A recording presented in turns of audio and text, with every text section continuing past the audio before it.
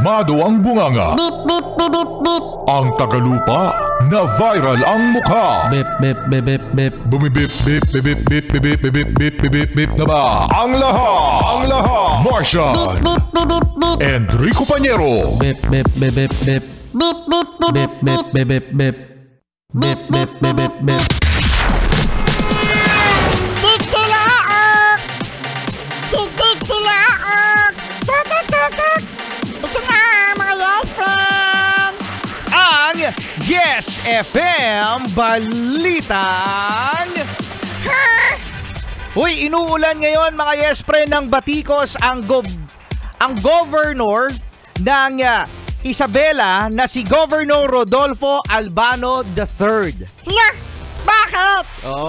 Kasi nga naman, siya ay missing in action di umano nung may Super Typhoon Uwan. Na! Missing in action? Kasi siya daw ay nasa Germany. Uy, ba't hindi ko sinama? Bakit hindi ako sinama, Gob?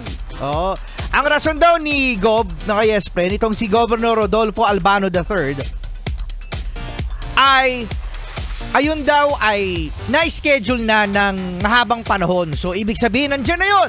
Kailangan namin pumunta kasi naplano na yan eh. At na-announce na merong paparating na super typhoon last Wednesday, mga yes friend.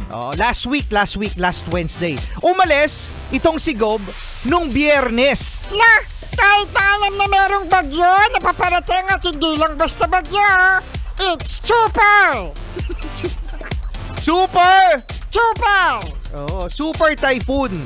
So, ang rason, mga yes friend, nito ni Gob, ay ang pupuntahan niya ay isang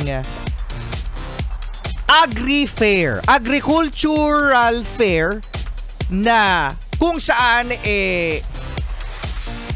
yung mga magbebenta ng makabagong machinery sa pagtatanim ay nandoon. So ibig sabihin mga yes friend, parang inaalam nila kung ano nga ba ang pwedeng maibenta dito sa Pilipinas, most especially sa kanilang probinsya, which is ang Isabela, para mas maging mapaigi ang kanilang pagsasaka o ang pagtatanim.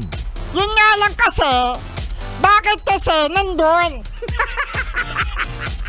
Bakit nandun? Bakit nandun si Gob? Sabi naman ni Gob sa isang interview na nandun naman daw si Vice. Nandun din naman daw ang kanyang mga kasamahan, ang kanyang mga na-designate na magtrabaho at mag-supervise sa mga mangyayari sa Super Typhoon 1. So ngayon mga yes friend, sabi niya wala siyang pakialam sa mga nagbabash sa kanya. Sabi niya, ano sabi ni Gob? So? Ano ngayon? Ano ngayon daw, Kasi naniniwala siya mga yes friend, sanay na sila sa ganyan. Yun na nabanggit ni Gob, At wala daw siyang pakialam mga yes friend sa mga pagbabash sa kanya dahil alam niya na mas makakaigi ang kanyang pagpunta sa Germany para malaman kung ano nga ba ang mga mabibenta dito sa Pilipinas na mga makabagong teknolohiya pagdating sa pagsasaka. Bakit? Hindi ba siya pwedeng mag-assign ng ibang pupunta doon? Ajit na ajit. Bakit? Ikaw lang ba, Gob? Ikaw lang ba? Iniwan mo kami! Ano nga daw Kailangan daw. Iniwan mo kami! Hindi ka naman taga Isabela. Oo nga, iniwan mo sila! Gob, iniwan mo sila, Gob!